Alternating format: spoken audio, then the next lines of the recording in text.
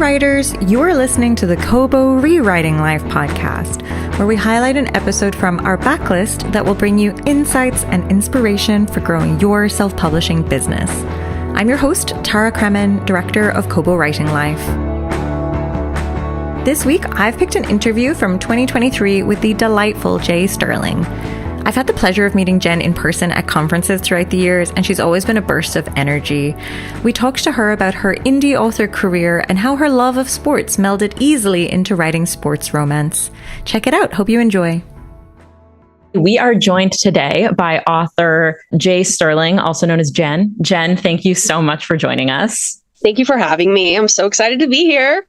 We are very excited to have you. Can you kick us off just by telling us a little bit about yourself? That's so funny. I'm like, oh, nobody's asked that question in so long. So my name is Jenn. I've been writing and self-publishing for the last 12 years. I don't know, my math is bad. No, 12 is right. I've self-published my first book in 2011. I did that after getting fired from my job, which was awful. And aside from that, it's like the nonstop grind, right? Like the nonstop self-publishing grind. That's what I feel like my whole life has been for the last 12 years. The greatest, most exciting, and most heartbreaking journey ever. Now, would you be able to tell us a little bit about that journey, kind of how you decided to indie publish your first book and what that process has been like for you? Yeah, definitely. So I had an idea for my first book in my head for years, right? That's very typical. I feel like a lot of people kind of have the same story. Like, so many of us, I feel like, were inspired by a dream. And that's exactly how my first book was like inspired by a dream. And I never thought that I wanted to write. I never considered myself a writer. I did blog. I was like a mommy blogger for a long time. But even then I was like, oh, I'm not a writer. I'm just like a verbal mouth person. I just, stream of consciousness. When I was getting fired from my job, I literally went out and bought a laptop the next day, because it's very interesting the way timing is and how things happen. But that story started calling to me like nonstop in my head. And I felt very pulled to it. And I was like, well, I can't write a book while I have like a full-time job and I'm a single mom and I'm a mom. Right. And I was just like, I can't do that. And then I got fired and I was like, oh, well, that's great, because I really want to write this book. Right. So that's kind of how actually writing the book went. To be fair, I had no idea how to write a book, no idea what I was doing. And I did it anyway. And then I was like, okay, what now? I have this finished product that was so bad. I mean, the story is so great, but it was just written so poorly. But you don't know any better because it's so personal to you. And you just don't know. Well, I just didn't know because I'm dumb. So I started researching online, like, what do you do if you want to publish a book? And at that point, this was like in 2010. So at that point, I felt like there were very few self-published authors. And it very much had a stigma of, if you self-publish, you're a failure because you couldn't get a publishing deal. Like, you're a loser.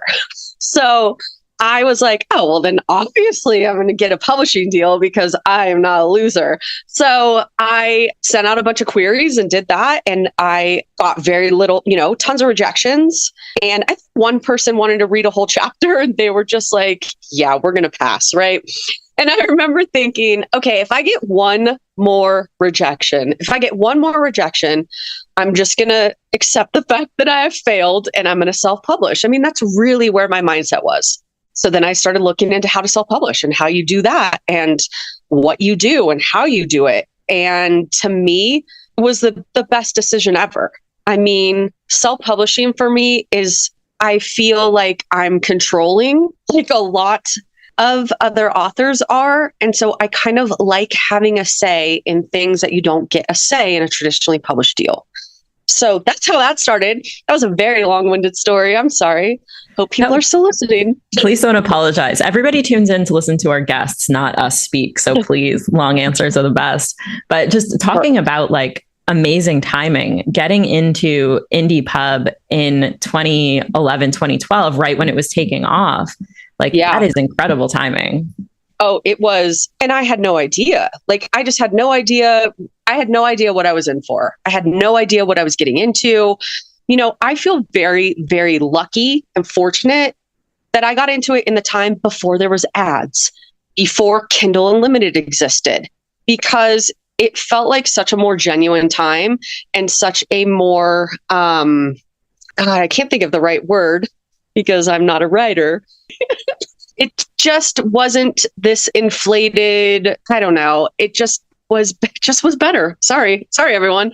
I feel like it was a better time than it is now, in a way. Well, just kind of continuing off that, are there really big changes? Obviously, there have been huge changes in indie publishing from 2012 till now. Are there any that you think have really affected how the industry works?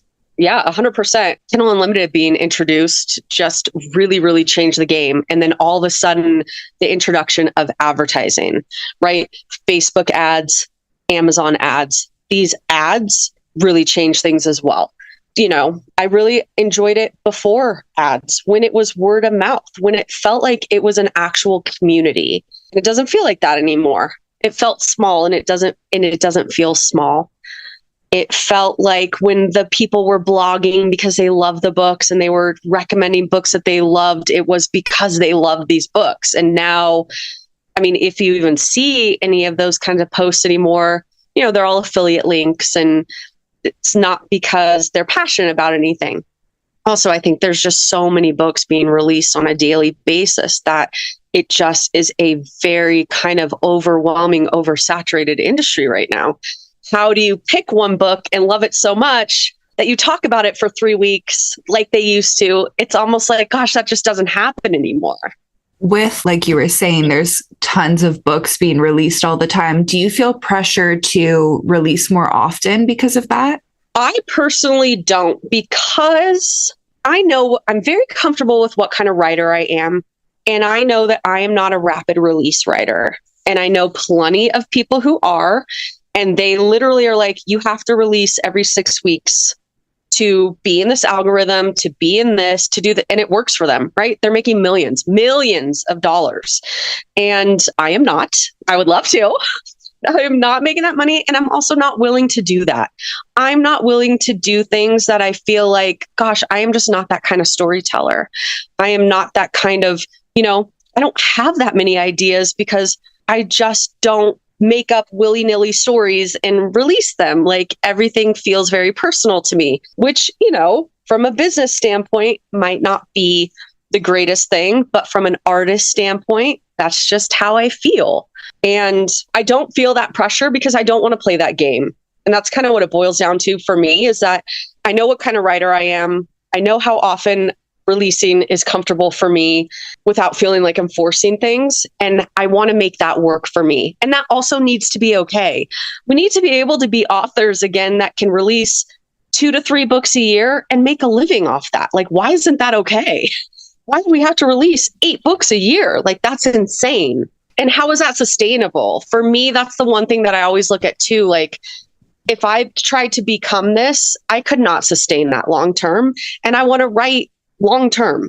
Well, I think it's so interesting that we're talking about, like, you know, releasing, you know, 2 to 3 books, 4 books a year being like casual. Whereas if you're looking at traditional publishing, you're lucky if you're releasing a book every 3 to 4 years. Yeah. So interesting. I don't want to say like the standards for indie publishing, but just like how prolific so many indie authors are. And like, all that being said, you know, you said you are a slower writer, but you still have quite a big backlist. So how many books do you release a year?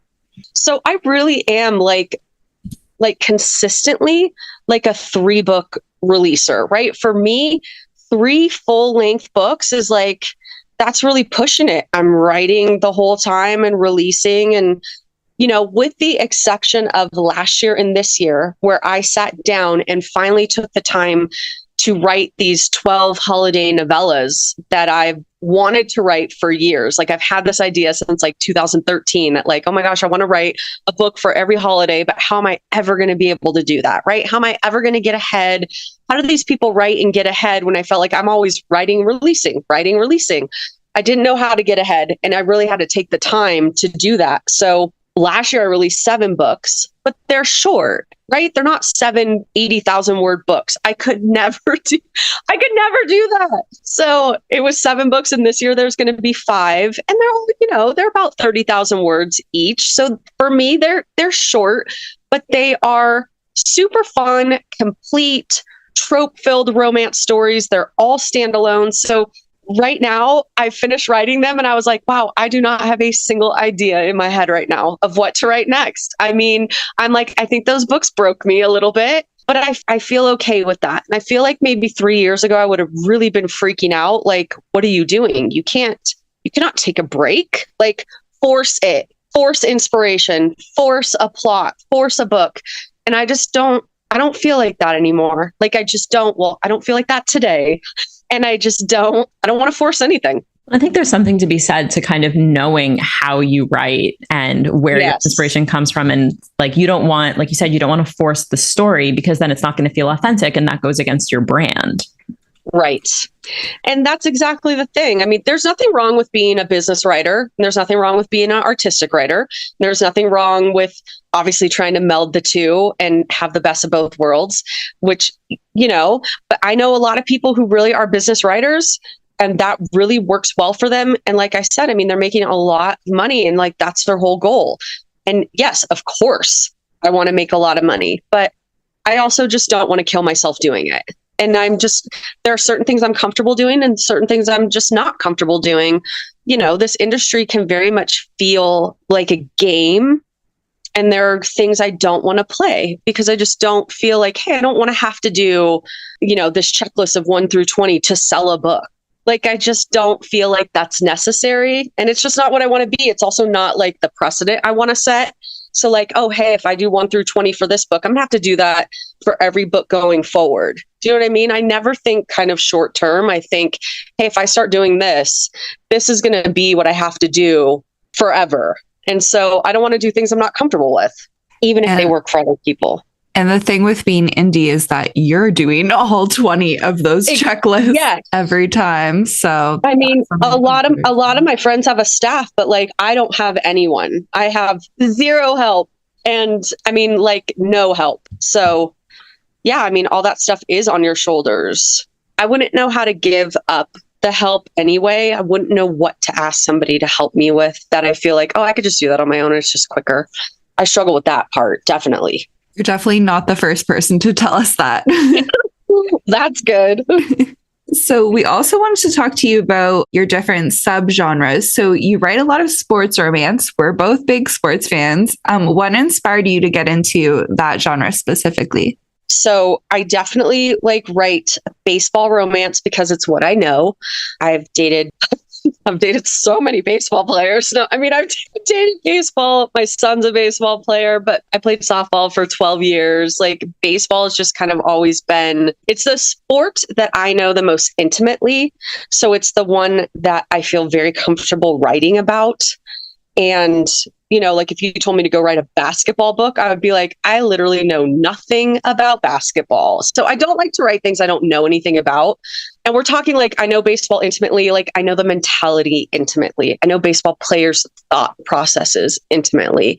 So it's more than just being familiar with the plays and how to play baseball. It's not that. So when I went to write The Perfect Game, which is inspired by this guy that I dated in college, it just made the most sense to include baseball into the story. And then going forward, when I wrote Their Son, it was another series of college baseball players. So for me, the third book in that series was the most important story for me to tell because I just get tired of reading. Well, first of all, I get tired of reading really bad baseball romance because I know baseball so well. I get so mad when I'm reading something that I'm like, that's not how it works.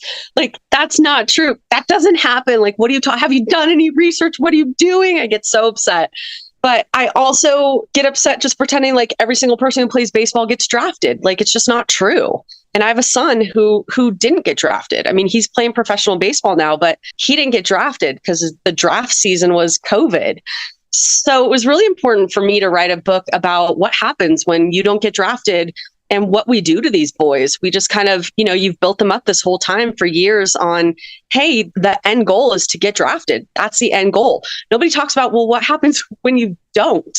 You just kind of leave them behind and they struggle and they flounder a little because this one thing they've been working for their whole life, they don't have anymore. So I'm really proud of that book and that story and it's still a happy story, even though readers were really mad that he didn't get drafted. And I was like, well, everyone doesn't get drafted.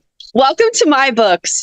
They're realistic romance. I have a follow-up question about actually I have two follow-up questions about the baseball of it all.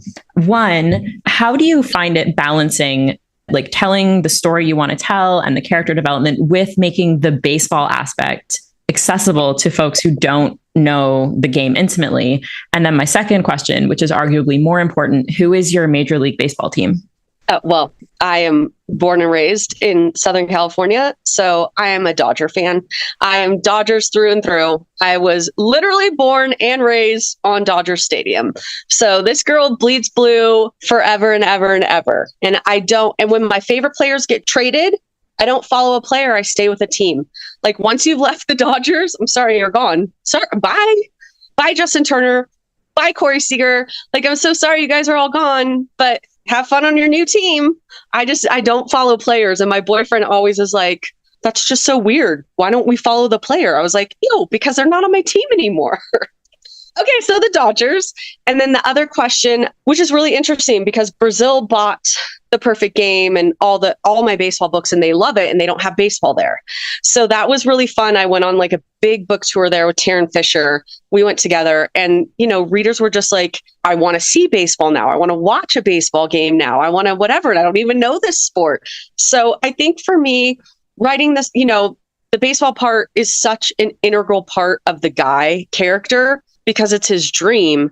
So I don't find it difficult because if you think about your other characters and you write them with a job, I mean, baseball is his job. So you just kind of, you put it in there, and I try and write it in a way that is not too overwhelming that you're like, what the heck is this girl even talking about? Like, I don't know anything about baseball. What does this even mean? You don't want to inundate with the sport. I just kind of maybe sprinkle the baseball jargon in there. But yeah, I don't know if that answered the question because now I feel broken. And now I'm just thinking about the Dodgers. No, I think you answered the question. And I think it's important to strike a balance because like you said, you need it to be realistic. You can't have everybody just like slamming grand slams all game right, because no one's going to believe that. And also Dodgers is a perfectly acceptable answer. Thank you. Well, it is the only answer. Well, I mean, I'm a Blue Jays fan, so because we're up here in Toronto, but my favorite player is Russell Martin. I love Russell Martin. And my son got to meet him when he was playing in Quebec. He met Russell Martin, and it was during Book Bonanza. So I was in the middle of the book signing, and Blake is sending me pictures of him and Russell Martin, and I'm like screaming, trying to sign books, but I'm like, it's Russell! Oh my God, it was the greatest day ever. Oh, okay. We just didn't talk ball this entire time, but unfortunately, this is a writing podcast. Okay, sorry. No. I'm sorry because all I want to do is talk baseball now, even though it's the off season. Right? So I'm just going to steer it away from baseball quickly before we get too off track. I guess I do love Russell Martin though. So outside of sports romance, you also have books across a whole bunch of different subgenres within romance. Do you have a favorite romance subgenre to write in? I really do enjoy writing like new adult, but I feel like every kind of college book I write has been like a sports romance. So I like writing the college age stories. And I think it's because A, I'm super immature, and B, that I'm super immature. I think like it's so funny because I was a single mom for so long, and I've only written like one single mom book or one book really where they even talk about kids. And I think it's just like, God, I'm just really not interested in writing about that part of life. And I don't know why. But at some point I have to grow up. So I'm sure maybe like when I'm 80, I'll be like, oh, I'm ready to write about 30-year-olds. Like, I don't know. I really had fun writing these holiday books, and every single one is a different trope in the room, right? So that was really, really, really fun. That made writing fun again. Those stories are so fun. I'm actually really proud that I wrote 12 stories in 2 years. Like, it just was a big goal for me, and I did it. And they're so cute. I can't stand it. Like, the covers are adorable, and they're all coming out in audiobook. And I have strayed from your question. I like writing 20-year-olds. I don't know why. We actually wanted to ask about the Fun for the Holidays books too. So where did the inspiration for those come from? Because that's a really fun idea. Hey, literally, it's like a brilliant idea. I wish they would sell. Like, it was a brilliant idea. It was just something I had years and years and years ago. I was like, hey, at some point, I really want to write a book for every holiday. I really want to write like a holiday book for a whole year. And, it evolved because I was like, oh, am I going to introduce sub characters in a story and that'll be who the next book is about? And then I was like, God, that sounds like a lot of work. So I was just like, I don't think I want to make it that difficult on me. And it really was just kind of taking the time to actually sit down and get ahead. So, I mean, last year I wrote 7, or the year before that, I wrote 7 books. Yes, because I only released 1 book in 2020. And then I spent the rest of the time, or 2021, I don't know, whatever. But I spent the rest of the year writing 7 books that were going to release the following year. And so that was a lot for me. That was a lot. I think I wrote 7 books in like 8 months. Then last year I wrote the remaining 5. Just was something that I've always wanted to do. And at first I was like, oh, I'm going to make them really sexy. I'm going to call them hot for the holidays. Right. And then I was like, but I don't write like that. Like, I don't want to write like these really sexy kind of erotic books. I don't write. That's not how I write. And I was like, I want to write fun stories. And so I was like, oh, they're going to be fun for the holidays. And that just kind of changed and just made they're so fun. They made writing fun again. It's exactly what I needed because I was just starting to feel just weighed down by everything after so many years, right? Like, you get tired. You get tired of the grind, especially if you feel like, hey, it's kind of really not working. Like something that was working before, like, oh, it doesn't feel like it's working anymore. It's really easy to feel kind of like frustrated or dejected. And these made writing very fun. So I'm very proud of them. The end. Well, I have a follow-up, so not quite the end. Did you run into any challenges? Because it's 12 books, so 1 for a month. Did you run into any challenges finding a holiday for any of the months? Yeah. Instead of doing like a holiday, I would choose a season, right? So instead of like, well, like for June, the one that's coming up, I was like, oh, okay, like the holiday in June is, Father's Day. And I was like, I don't want to write like a single father book. See, like I hate it. I hate parents. Just kidding. But I just was like, I just don't want to write that. So I was like, oh, what else is in June? And I'm like, oh, June brides, like June weddings. Everybody, the big thing is June weddings. So the book coming out in June is called Don't Marry Him. And it's like a wedding theme. And then in May, it was Mother's Day, right? So same thing. I was like, I'm not writing a freaking single mom book. Like, I just don't want to do it. So I did spring. So some of them are spring, summer, and fall. And then the rest really are like kind of holidays. Like August, there's no holiday, right? So I have a Grumpy Sunshine romance that's coming out in August, and it's called Flirting with Sunshine. So I did that kind of a thing if there wasn't like a specific holiday. And I love that you're like, you continued with your ethos of you're going to write what you want. You're not going to force yourself to write a story that just doesn't feel like it's something you want to write. I think that is great. Thank you.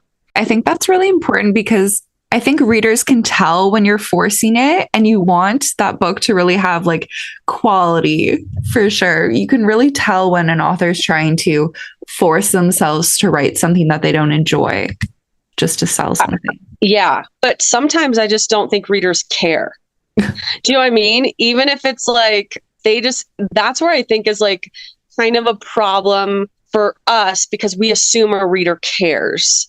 And I just don't think that they do. And I don't necessarily think that they should. Like, there's a lot of stuff that I feel like authors put onto readers, like, oh, you should care that this person is a bad person. You should care that this, and I'm like, they don't care, and you can't tell them what to care about. Like, it's not their responsibility to care about that. Like, but people get very worked up. Do you have Erin Condren pens? Yeah, I do. I just thought that. I was like, I have these pens. I'm a big planner person. I just like the colors. I love that. We also wanted to talk to you about TikTok a little bit because we noticed you're very active on TikTok. So can you tell us about how that platform fits into your marketing? Okay, so I am obsessed with TikTok. Because I'm clearly on like the good side of it. It's very fun for me. It's very happy. I am not on anything that's like awful on TikTok. So I have huge success with my videos that do not go to a single book reader. I have multiple videos that are over a million views, multiple videos that are just well over, 100, 500,000 views, like a lot. They do not go to a single person who reads books. They go to angry men who yell at me in the comments, or older women who think my boyfriend's super hot, right? Like, but none of them go to book readers, and I just don't know why. And I don't know what's happened, but I just don't care. I just keep making them. It's also fun. I like to argue with the people in the comments because, like, mostly it's men just saying horrible things. And so it's just kind of fun to fight back with them a little bit. But I do wish that it would go to people who actually bought books. There is one of my videos, literally one that went viral, that went to book readers. And holy crap, what a difference it made in my earnings. I mean, it was a huge jump in my daily earnings for 10 days, right? It's not that long. But that's how I know if it's going to readers or just normal people, because when it really does go to people who buy books, it really makes a difference in your bottom line. So it would have been nice if, like, my biggest one is at 4.2 million views of my boyfriend dressed in a super hot suit. And it just went to women, just like girls who are like, does he have a brother? He's super hot. Can I date him? Is this really your boyfriend? Tell him I'll be his fake girlfriend. I'm like, it's for a book. It's just TikTok hates me, I guess. The TikTok algorithm is wild.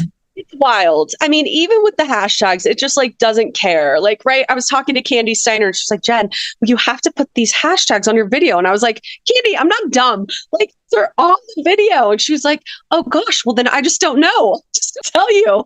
So it just, I mean, it is just serving to anyone except a book reader, which is unfortunate, but does not deter me because I'm having fun. And that's the thing. I think if TikTok stopped being fun, I wouldn't do it anymore. I also like to talk to other authors on TikTok. Like I really like to do kind of like author advice or just talk because I've been around for so long and there seems like there's a lot of newer authors on TikTok, but it is wild to see Book Talk blow up these books and get people publishing deals, and just the power of Book Talk when it is like when it's magic. Like, it's magic. Honestly, it's insane and good for all of them. Like, that was supposed to happen for them. So good for them. I'm supposed to anger the male race. Well, someone's got to do it, Jen. Someone's got to do it. Just called male or race.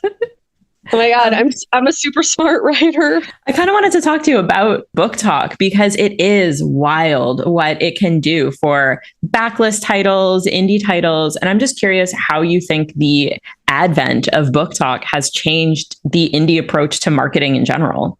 I think that I feel like there's a lot of really young authors on there, like very young, like 20, like little like babies that are on there. And I think that they are figuring out what works on TikTok and just like using it to their advantage. And they're, I mean, some of that success, I'm just like, oh my gosh, this girl, like, this is their first book that they've ever written. She's like 12 years old and she's now a bajillionaire.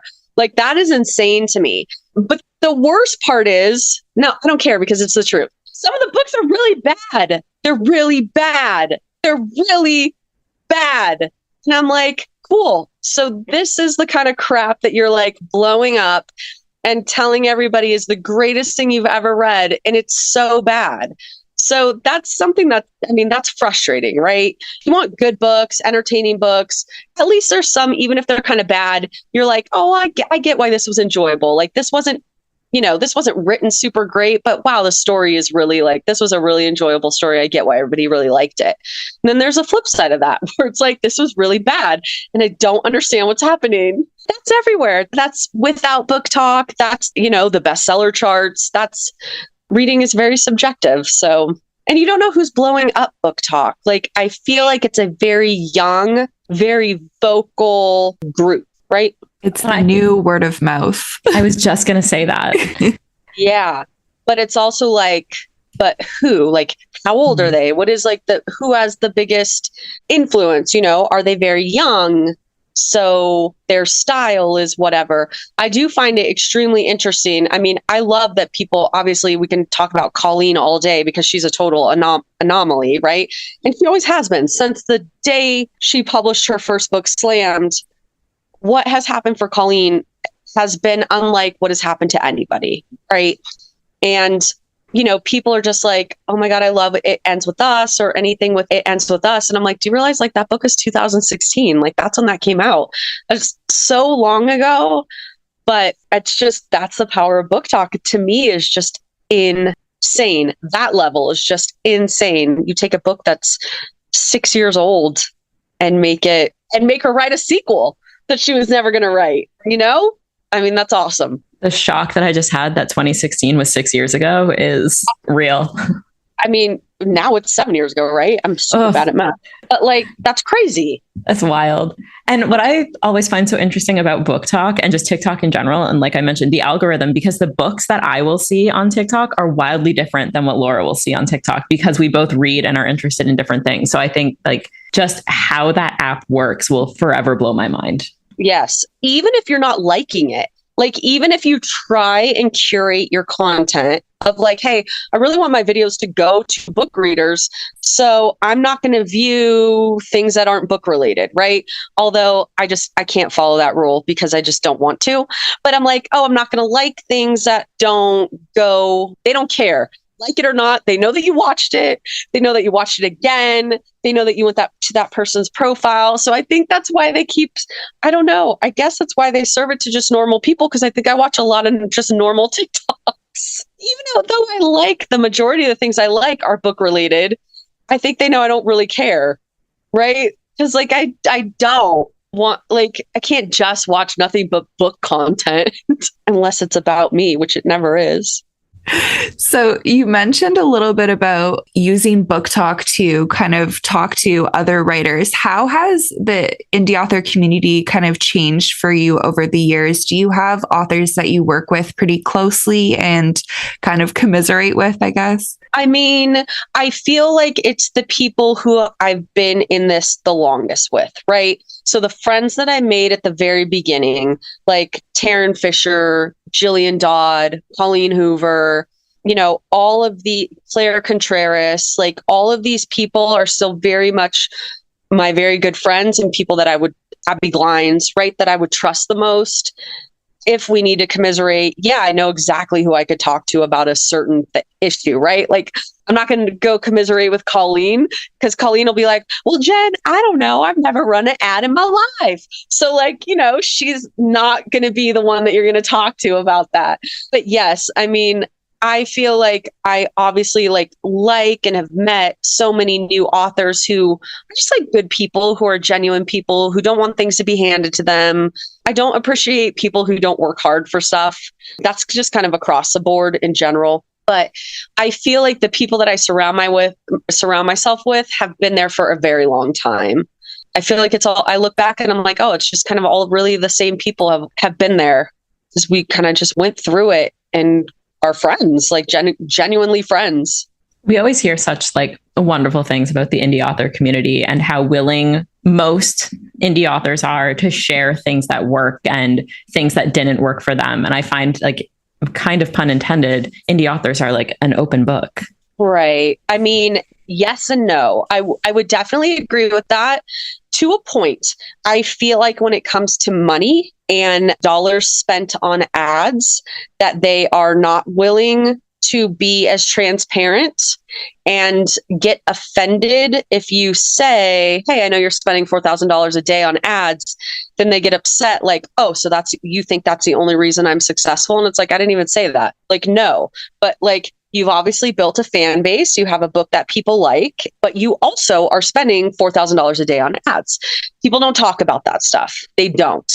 So unless you're very good friends with somebody and get them like kind of one-on-one, they will give you specific numbers. But I feel like as far as the open book goes, I feel like they are very willing to share things to an extent. And I understand that, because I'm willing to share things to an extent, right? Where I don't want to feel like, hey, I'm not going to give you every single thing I've ever done because I had to work hard for all this information, or I had to work hard to learn all of this. But also, what works for me isn't going to work for you, because if one thing worked for everyone, we would all be doing it. And it isn't. That isn't the case. And I had something else to say, but I have no idea. I'm sure it had to do with money and ads, but anytime I talk about that, I tend to get in trouble. Well, then on that note, I'm going to shift gears away from ads and money. But I am going to come to you for advice, because you've been on the USA Today bestseller list and the New York Times bestseller list. And I'm just so curious, how do you keep the momentum going after you hit a list? How do you just keep that traction going with readers? Well, that's really interesting, because I would love to know that answer as well. Hitting the USA bestseller list was a total surprise. It was something I didn't plan for, and I didn't even know I hit it. A girlfriend of mine had to call me, and she was like, Jen, the perfect game hit the USA Today bestseller list, blah, blah. I was like, huh? What? It did? I had no idea. New York Times, I very much planned for. I was like, I want to hit the New York Times. I'm going to hit it with this book with 10 years later. I'm going to plan. I just knew. I knew in my gut, this book is going to hit it. I want to hit it. I did. And then I was like, okay, cool. Like literally I was like, all right, like, okay, I did it. Now I don't care anymore. And I genuinely, when I tell you I don't care about hitting lists, I don't care about hitting lists, because it didn't do anything for me. There was such a misconception of, hey, Jen, once you hit New York Times, you are going to have a million foreign deals.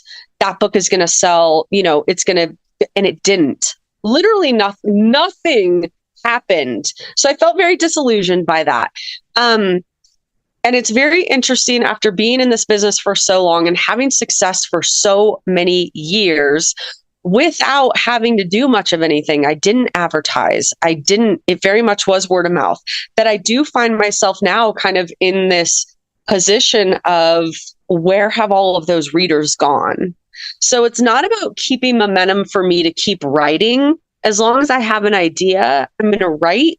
I don't necessarily always know where to find an audience, and I don't want to spend $100,000 a month on ads. Like, I just don't want to. I don't want to do that. So I'm kind of in the part where I feel like I'm not sure where everyone is. I wish I had more readers. I don't necessarily know what to do to find more readers, but I'm just gonna keep doing something until something works.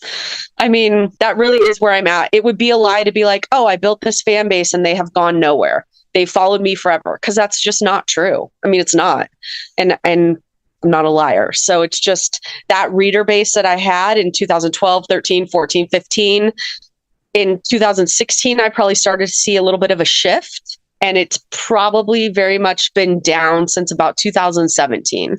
And yeah, I don't really know what to do. I don't know where they are. I don't know what to do.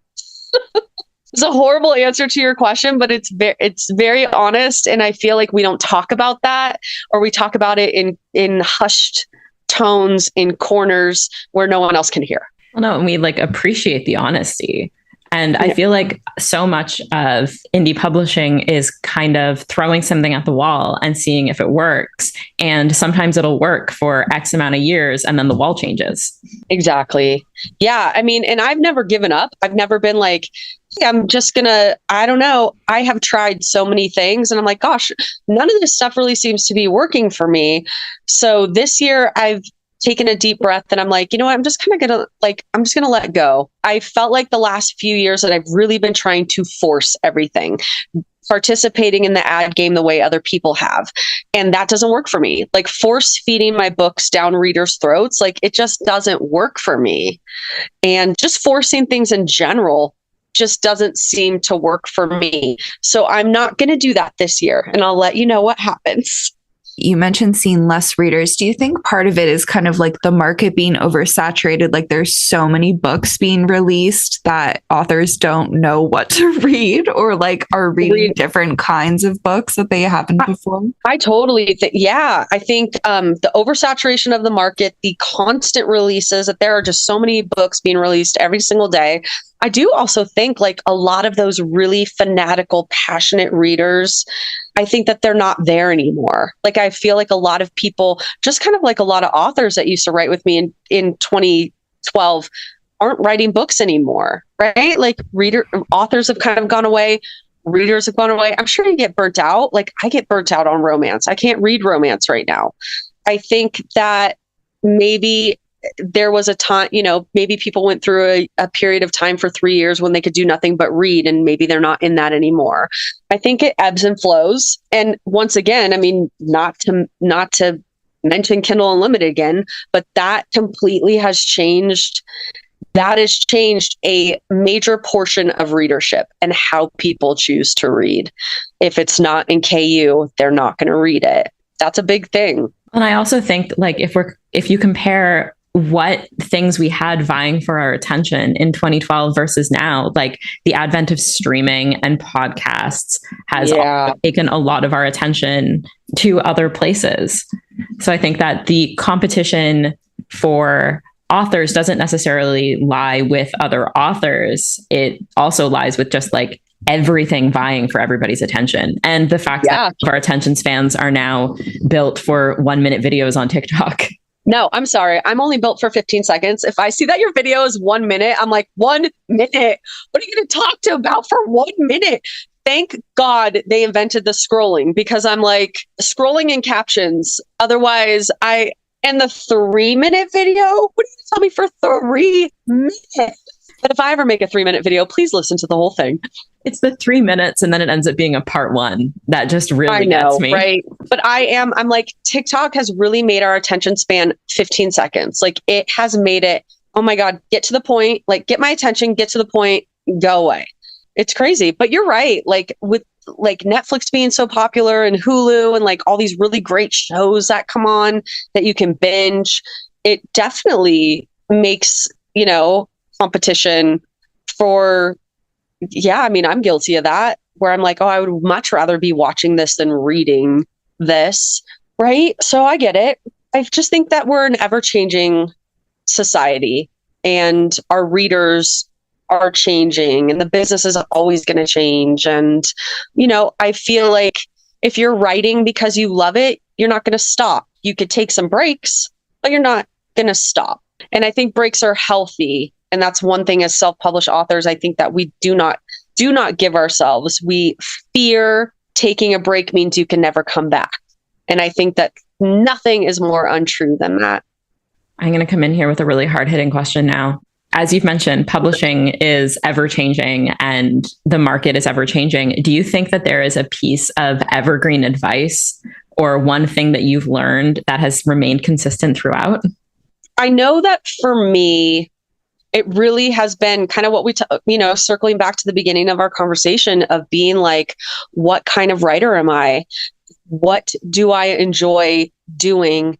What is pushing the boundaries for me in terms of how many books can I write and release in a year and being consistent. So, for me, I knew, hey, I'm never going to write erotic books because I really don't like writing sex scenes, right? So I'm not going to do that. Just not being something that you're not. And then that way, without even knowing it, you're being consistent to a brand that you may not have even known that you were like developing, right? And people want to know what to expect from you when they're reading your books. I think that's the biggest thing for me, is just being very like secure in the writer I am and not feeling bad about, hey, you know what? I release 3 books a year. It's more, how do I make that work for me? How do I make writing 3 books a year work, instead of, oh my God, you're not doing enough. You're not being enough. You're not, that it never being enough. It needs to just be okay. Like whatever kind of writer you are is okay. And don't let anybody else make you feel differently. You've written a bunch of different subgenres. Is there one that you haven't touched before that you really want to try? So I do have like this witch trilogy that has been kind of plotted out for years. And it's funny, whenever it kind of comes into my head, I'm like, oh, this is like a great idea. And I go and I open up the file and I'm like, I already wrote this idea. Like, so it's very consistent in my head. I'm very consistent, but I'm not pulled to write it yet. So I do think at some point I really would like to write that. It just doesn't feel like the right time for me. I'm very big in not forcing things. So it's not calling to me, but it simmers in my head. So I would like to do that. I also really would, like I kind of mentioned before, like I get really freaking bored of romance. I get bored writing it. I get bored reading it. I really get bored reading it. Like there's just only so much that we can do. And I just get tired of it. So I really like, some thrillers, some little like cozy mysteries. And I always think like, God, I wish I was smart enough to write a romantic thriller or a thriller. And I always just think that I'm too dumb to write those kinds of books because they seem so smart and you have to plot things out. And I'm a really bad plotter. So I wish that I would challenge myself to kind of dig deep and to maybe write some kind of a thriller because I think I would really enjoy that. It just seems very challenging. And I just think that I'm too dumb. I think you should do it. I think you should do it. Dumb, but it's the plotting. It's the plotting. So well, here's the thing: you can just barf out a first draft and then include your red herrings and clues throughout in the edits. That is, I really I think I need to read a few more books and be like, okay, how do they actually do this? That's the thing. I'm just like, how do you write this? Like, I feel like I very much know how to write a romance book. I don't know how to write a different genre. That's like as simple as I can put it. Writing romance is easy. Writing a different genre is not. I'm like, but how? Like, how do you do this? How do I do it? That's where I'm stuck. Like, how? I'm going to figure it out, though. I'm going to figure it out. I look forward to reading it personally. Okay, cool. We will be on the lookout for the thriller. For the thriller. Yeah. I mean, I really would like to do some, I don't know. And then, I think of young adult. Like, I freaking love YA books. I love young adult. I think I love them because they're not centered around sex, right? And there's something about YA books, and it's not that they're pure and wholesome. It's not that. I just feel like they're really enjoyable. So there is a part of young adult that very much calls to me that I feel like, I would like to do this. I would like to maybe write some YA books. But then again, what kind? Like, what do I want to do? What do I want? Everything feels like anything outside of what I've already written feels like such a challenge. And that sounds so wimpy, like, oh, what a quitter. But it feels like a challenge I just don't know how to navigate. That's the thing. I'm a very logical person. So I would want all the pieces in play. And I feel like I don't even know the pieces. How do you do this? So outside of other genre ideas simmering, are you working on anything right now? I totally am not. It is the first time ever that I wrote those 12 holiday books and I am totally burnt out. I have not a single idea in my brain. I feel like 3 years ago, I would have been really, really freaking out about that and thinking that I was a loser and a failure. And right now I feel like, no, you know what? Like, for some reason, I need this. Like, for some reason, I need to not have an idea. I just don't. I am literally, it's the first time ever that I am not working on anything and that I have no idea what's coming. Well, breaks are good. And you're also working on releasing the last 5 books of your for the holidays. The last 5 books and 11 audiobooks. So we have the audiobooks are coming out this whole entire year and 5 books. I know. So it's not like I'm doing nothing. But whenever you're not writing as a writer, you feel like you're not working. So I mean, if I'm not writing, I feel like, I'm doing nothing, even though that's so not true, but it's just kind of the way that it is. Writing is the only thing that feels like actual work. If you're not writing something, are you constantly feeling like, okay, now I need to push my backlist and kind of make sure that that's selling as well?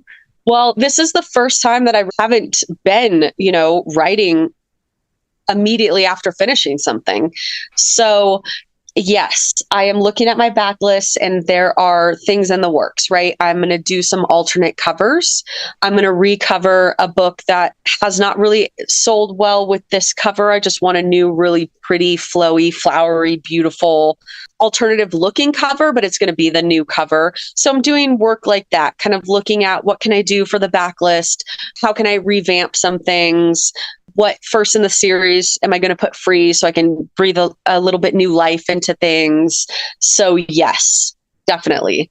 And I have my best-selling books are expiring in the audio deal that I signed like 11 years ago. So I want to get them re-recorded because I have numerous complaints from readers and listeners who are just like, the person who reads this book is so bad, Jenn. And I'm like, I know, like it's before we could do our own. And so I'm very excited about getting those redone. So all of that stuff is currently in the works. But you feel like you're doing nothing. I was going to say, that doesn't seem like too much of a break. How can you feel like you're not doing anything? Because if you're not writing words as a writer, you feel like you're not working. Like it doesn't matter if you have 10 hours of admin stuff to do and like 50 emails to respond to. And it's like you could do all that stuff every single day, all day long and not write a word. And you're like, well, I didn't get any writing done today. So I'm not making progress. You know what I mean? The writing is progress. The next book is getting ahead. Everything else is like, well, all this stuff has to be done anyway. But I'm excited to hopefully like fix some backlist stuff and get run a sale and do a new cover and just get some stuff going on things that maybe are old and sold really big, 8 years ago now. Like there's a whole new slew of readers. Maybe they've never read this. Maybe they don't know who I am. How can I bring new readers to the brand? How can I get people to want to read my books and my series? And I mean, that's like that's the constant. How do we get more readers? And speaking of finding new readers, that leads me to our final question for you, because I am cognizant of the fact that we have had you for so long. Where can listeners find you online? You mean like my website or like everywhere? Website, socials, drop them all. Oh, yeah. So my website is j-sterling.com. I'm on Instagram, TikTok, Facebook at author J Sterling. You can find my books, my audio on Kobo, of course. I click that button for Kobo Plus because I love it. Yeah. Libraries everywhere.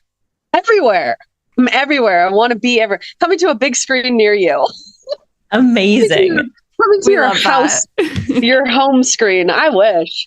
Well, we will include links to everything except for maybe you showing up at our homes in our show notes. Fine.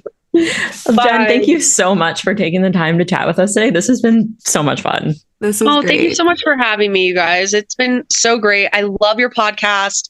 I love Kobo. I love everything that you guys are willing to do to help authors. And I think that's just a really big deal to have contacts there, to be able to send an email, to be able to get a response and to feel like you care is a really big deal. So thank you guys for everything that you guys do on your end. That means a lot to us. Thank you very much. Thank you for listening to the Kobo Rewriting Life podcast. If you're enjoying this podcast, please be sure to rate, review, and subscribe. And if you're not already following us on socials, please come follow us. We are at Kobo Writing Life on Facebook, Instagram, Threads, and Twitter. This episode was hosted by Laura Granger and Rachel Wharton, with production by Terrence Abrahams. Editing is provided by Kelly Robotham, and our theme music is composed by Tearjerker. If you're ready to start your publishing journey, sign up today at kobo.com/writinglife. Until next time, happy writing!